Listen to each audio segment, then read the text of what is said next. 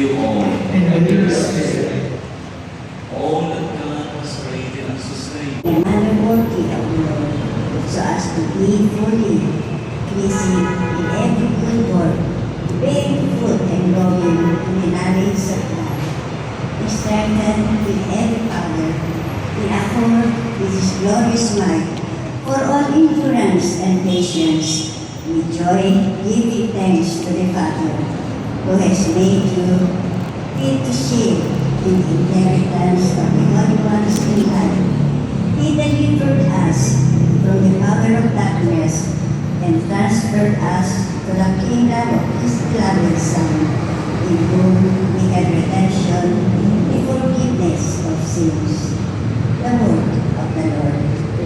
Thanks be to God. Almighty and ever-living God, you made us stewards over the created world, so that in all things we might honor and the demands of charity.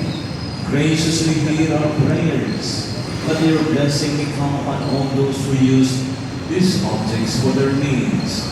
Let them always see you as good, surpassing every good, and love their neighbor with upright hearts. We ask this through Christ our Lord. Amen.